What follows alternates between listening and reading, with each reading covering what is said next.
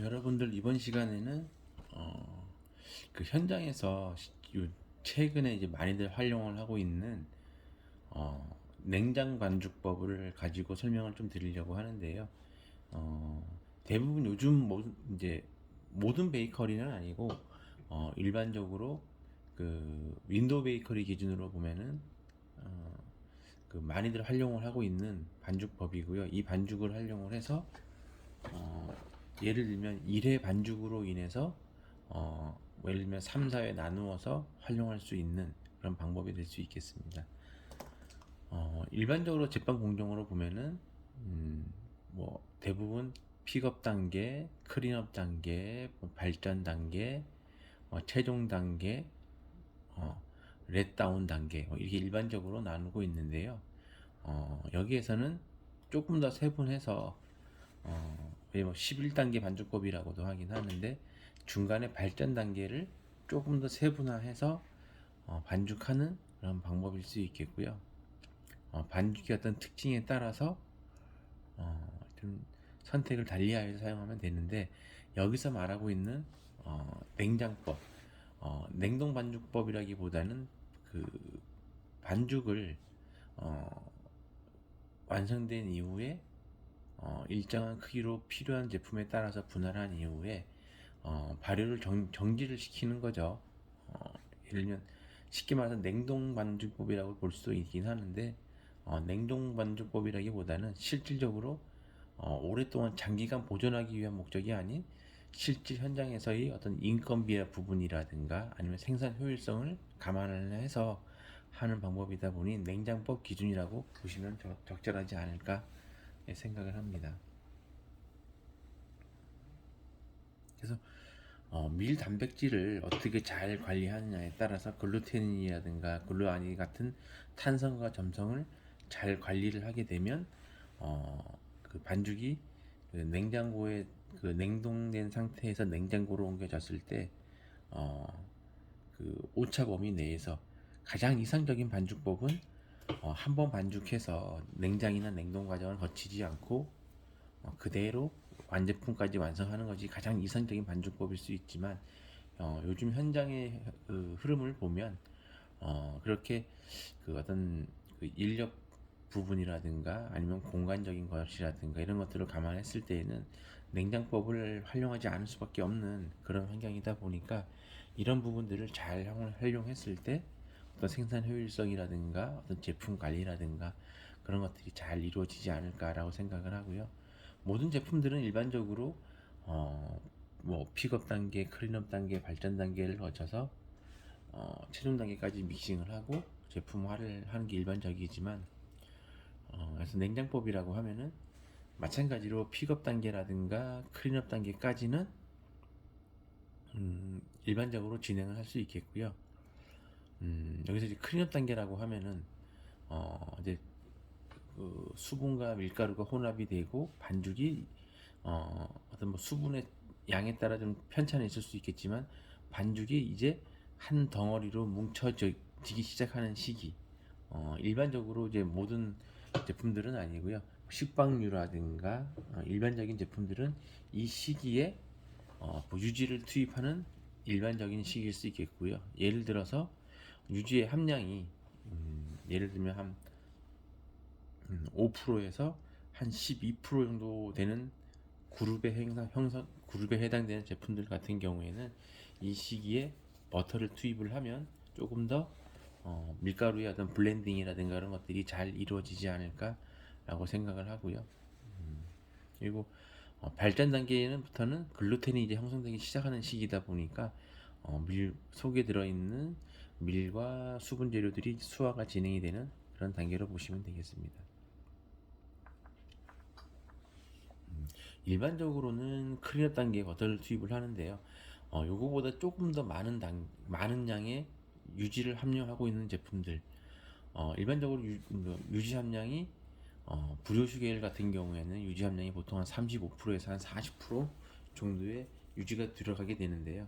이 발전 단계가 진행되기 전에 일반적인 클린업 단계에서 버터를 투입을 하게 되면 어떤 이런 수화되기 전에 버터가 투입이 되어서 믹싱 시간도 굉장히 길어질 수 있고, 무엇보다도 어떤 그 발효가 되거나 굽기 과정에서의 밀가루 글루텐에 블렌딩을 해서 속에 맛있는 가스들을 굉장히 많이들 가지고 있어야지 되는데, 그러지 못해서 가스들이 어떤 발효 과정에서 이탈을 함으로 인해서 맛있는 풍미 있는 그런 가스들을 내보냄으로 인해서 풍미가 떨어지는 제품을 낼 수 있기 때문에, 이렇게 발전 단계에서 불효슈처럼 유지함량이 많은 것들은 그 2단계에서 한 번에 투입하는 것이 아니라 보통 한 2회에서 한 3회 정도 나누어서 글루텐이 형성이 되면 첫 번째 유지가 투입되었을 때 저희가 지금 요 불이오슈만큼은 아니지만 불이오슈에 해당될 만한 그 정도의 유지 함량이 들어가는 제품을 한번 저희가 그 수업 시간에 진행해 보려고 하고 있는데요. 이렇듯 유지 함량이 많은 제품들은 이렇게 글루텐이 형성이 되고 나서 약간 글루텐이 믹싱이 된 이후에 유지를 넣어줘야지만 블렌딩이 잘 돼서 글루텐 형성이 잘 되는 것들을 볼 수 있는데요. 이렇게 2회에서 3회 정도 나누어서 넣을 때 첫 번째 유지가 투입되고 나면 첫 번째에 한 30% 정도를 넣고요. 두 번째 한 40% 정도, 마지막 3회째 한 30% 정도의 유지를 나누어서 넣으면 글루텐 형성에 조금 더 용이하게 형성될 수 있겠습니다. 그래서 3회를 나누어 넣을 때 세 번에 나누어 넣는 유지의 양을 넣을 때 글루텐이 형성이 되고 나면 다시 두 번째 거를 투입을 하고, 두 번째 유지가 투입된 이후에 글루텐이 형성이 된 이후에 세 번째 유지를 넣어야지만 최종 단계까지 믹싱이 되었을 때 조금 더 안정적이고 글루텐이 형성이 잘 되는 것들을 볼 수 있습니다. 그래서 유지 함량이 많은 제품들은 반드시 여기 보이는 대로 35% 정도 되는 제품들은 반드시 나누어서 투입하는 것이 좋겠습니다. 그리고 일반적으로 베이커리 현장에서 보면 여기서 말하는 클린업 단계 그 유지를 클린업 단계 이후에 투입하는 것이 일반적인 현상이지만 일반적인 베이커리 현장에서 보면 유지의 함량이 10% 이하인 제품들 같은 경우에는 요즘에는 거의 뭐 기계적인 특성이나 이런 것들이 좋아지다 보니까 실질적 이론적인 측면으로 보면은 반죽이 뭉쳐지고 그 이후에 유지를 투입하는 것이 일반적이지만 어떤 작업자의 어떤 편이라든가 아니면 비율에 의한 걸로 보면 10% 이하인 제품들 같은 경우에는 클린업 단계에 투입하기도 하지만 일반적으로 밀가루 수화가 이루어질 때 같이 넣는 경우도 일반적이긴 합니다. 하지만 이상적인 경우에는 픽업 단계 이후에 유지를 넣는 것이 가장 이상적일 수 있겠고요. 무엇보다 제품의 노화라든가 이런 것들에 영향을 미칠 수 있기 때문에 이렇게 클린업 단계 이후에 유지를 넣는 것이 바람직하다고 볼 수 있겠습니다.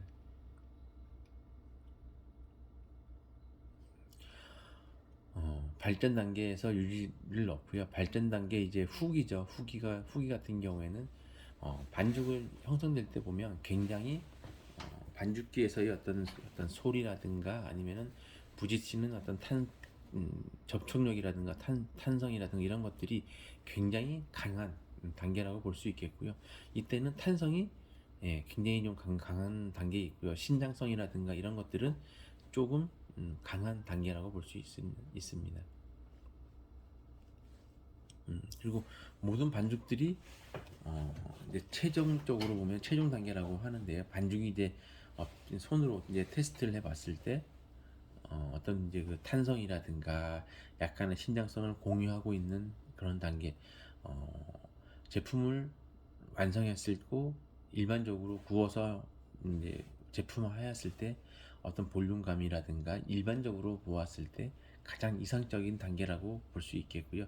가장 일반 우리 뭐 베이커리 현장이라든가 이런 데서 봤을 때도 일반적으로 가장 많은 단계라고 보시면 되겠고요. 완성이 되었을 때는 손으로 펼쳐서 테스트를 해보았을 때 얇은 막이 형성이 되고 좀 매끈한 상태라고 테스트했을 때 나타나는 단계라고 보시면 되겠습니다.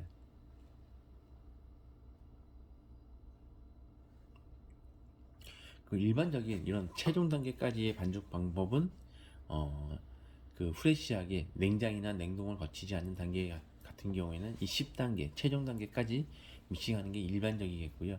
그 이후에 제가 지금 이 수업을 시작하면서 첫 번째 말씀드렸던 냉동이나 냉장으로 반죽을 한 번 일회 반죽을 해서 나누어서 했을 때에는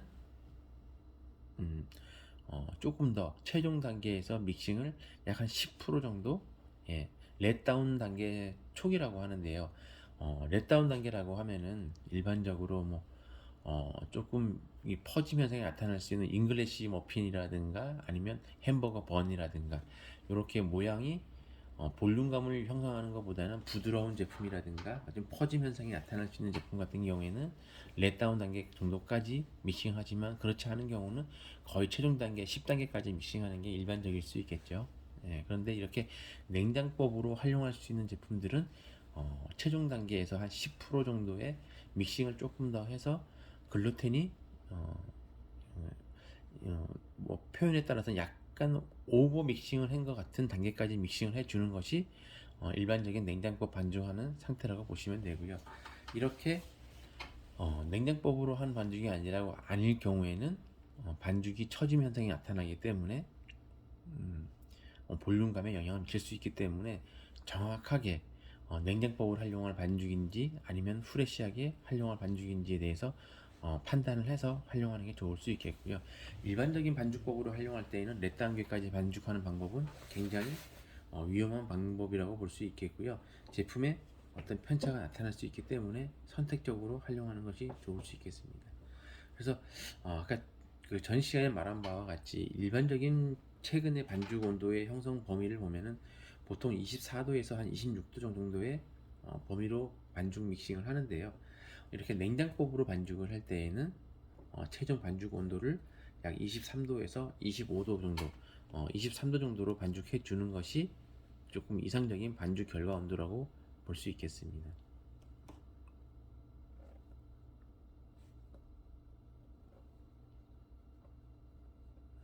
이렇게 믹싱을 조금 더 해 주어야지만 어떤 냉장 과정을 거치고 성형하는 그런 공정을 중간에 이제 냉장법으로 이루어진 제품들 같은 경우에 중간에 한 번 더 재둥글리기 과정을 거치게 되는데요. 그때 약간의 글루텐 형성이 이루어지기 때문에 굽고 났을 때에도 조금 더 식감이나 이런 부분들에 대해서는 일반적인 반죽법하고 큰 편차 없이 제품을 완성할 수 있겠고요.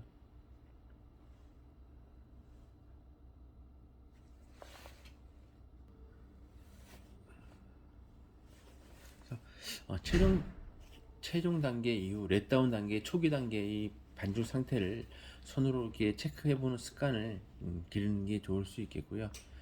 최종 단계보다는 조금 탄성은 조금 완화되지만 신장성은 조금 더 느껴지는, 늘어뜨리고 펼쳤을 때 조금 더 그 탄성이 조금 작고 신장성이 조금 더 그 늘어나는 단계까지 믹싱을 해주시는 게 좋을 것 같고요. 항상 그 수치로 표현되지 않는 부분들 같은 경우에는 일반적으로 기준을 세워놓되 어떤 그 작업자들이 어떤 그 습관이라든가 손으로 체크하는 감각이라든가 느껴지는 그 촉감이나 손으로 당겼을 때 느껴지는 그런 탄성의 상태를 수시로 좀 확인하는 것들이 좋을 수 있을 것 같고요. 그런 습관을 기르는 것이 어떤 제품의 완성도라든가 그런 것들을 향상시킬 수 있는 방법이 아닐까라고 생각을 합니다.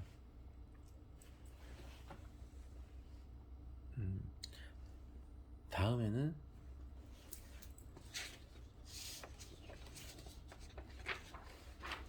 냉장법을 이용해서 반죽을 관리하는 방법에 대해서 알아보도록 하겠습니다.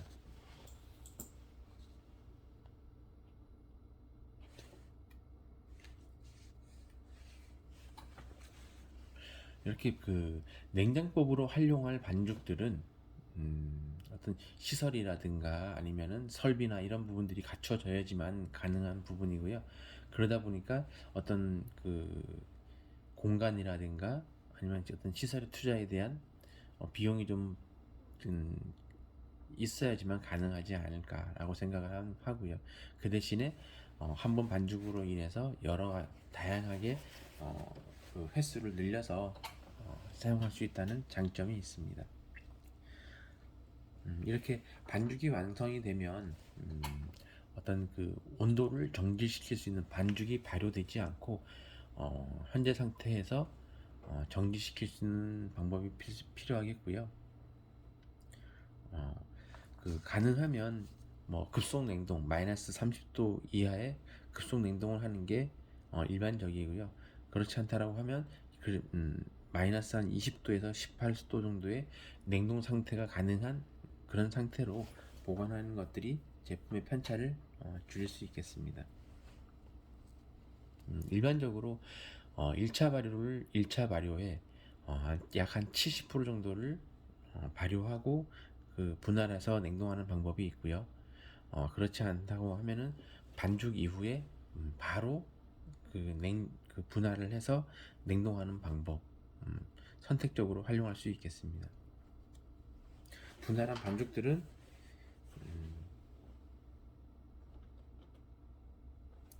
단시간에 얼려야 되기 때문에 표면을 뚜껑을 닫지 않고 얼린 상태로 보관하는 방법이 있을 수 있겠고요. 공기의 접촉을 막고 비닐을 덮어서 반죽을 얼려서 반죽을 보관하는 방법이 있을 수 있겠습니다.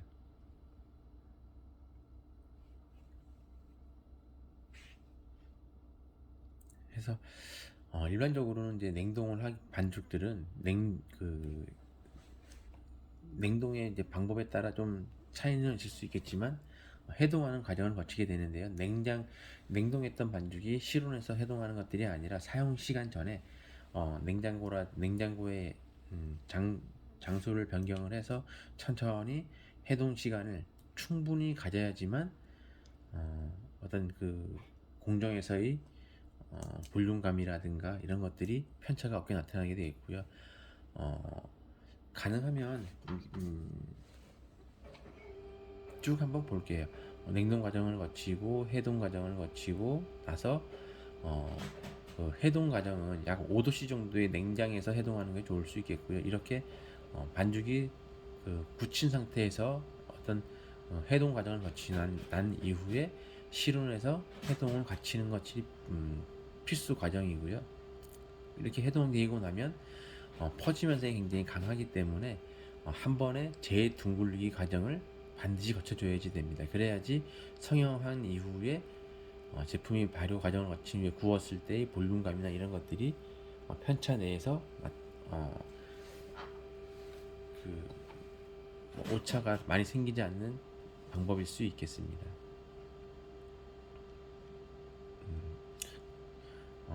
위에서 보신 바와 같이 급속 냉동 과정은 반죽은 약 30도 정도에서 급냉이 필요하겠고요. 급냉한 이후에는 약 마이너스 20도에서 18도 정도에서 보관을 해서 반죽의 어떤 상태에 따라서 기간을 정하고 사용하는 것이 좋겠습니다. 그러니까 분할한 이후에는 어떤 제품의 상황에 따라서 비닐을 덮어주는 경우도 있고요.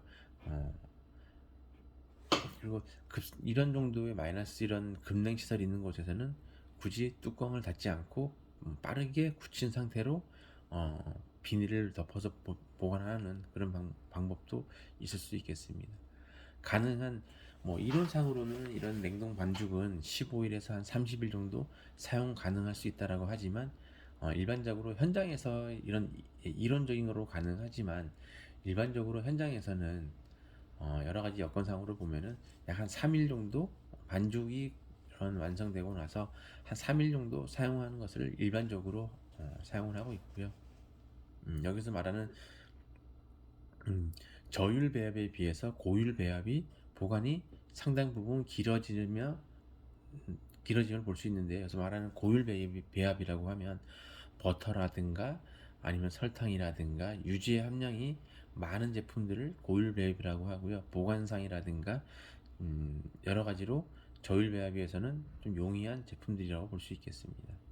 여기 이제 고율 배합에 들어가는 설탕이라든가 유지라든가 어떤 계란이라든가 이런 속에 들어있는 레시틴이라든가 이런 성분들이 유화제 역할을 하기 때문에 반죽을 조금 더 오랫동안 보관했을 때 저울배에 비해서 안정성을 가질 수 있는 그런 반죽이라고 보시면 되겠습니다.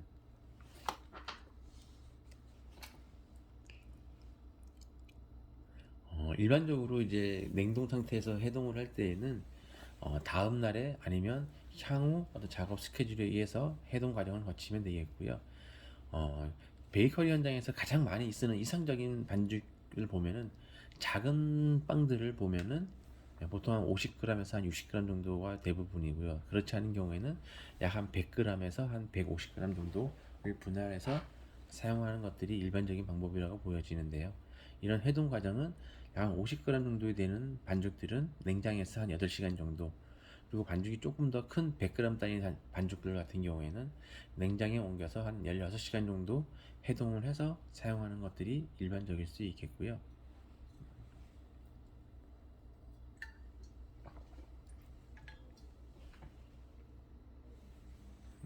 이렇게 냉동에서의 냉정으로 해동을 해야지만 반죽 안에서의 생겨날 수 있는 수분의 손실이라든가 아니면 글루텐의 급격한 그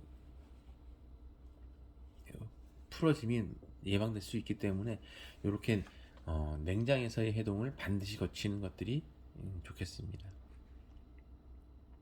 이렇게 냉장에서 해동을 하고 나면 실온에서 해동을 해주시면 되겠고요. 이 과정에서 반죽의 온도를 향상시키는 것이 굉장히 중요한데요. 이렇게 그 냉장에서 해동된 반죽들은 음, 어, 어찌 보면 이 실온 해동의 과정이 1차 발효의 과정이라고 일반적인 그 스테이트법에서의 1차 발효 방법이라고 보시면 되겠습니다. 그래서 정지돼 있던 효모의 그 그 발효 운동이 여기 실온 해동 과정에서 이루어진다라고 보시면 되겠고요.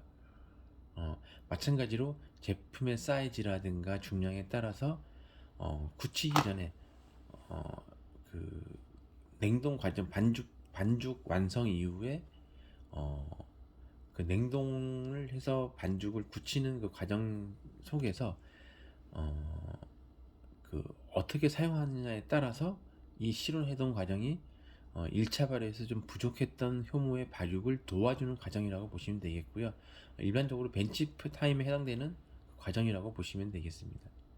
이렇게 글루텐이 이런 해동 과정을 거치면서 약간의 약화되는 과정을 거칠 수 있기 때문에 한 번에 재둥글리기를 과정을 거치면서 좀 풀어졌던 이런 글루텐의 탄력을 불어넣을 수 있고요. 또 어찌 보면 일반적인 방법에서의 어떤 펀치 과정을 거치는 그런 과정이라고 보시는 것이 조금 더 이해가 빠를 수 있겠습니다.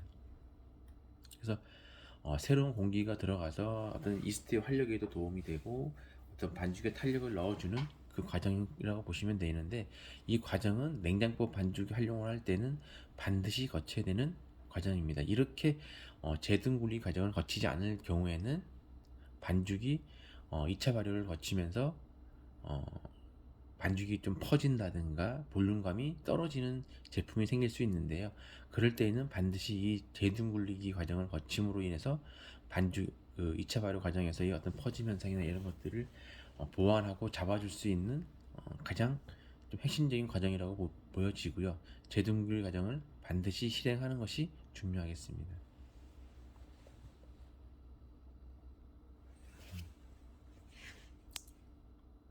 재둥글기 과정을 거치고 나면 약간의 중간 벤치 타임이죠.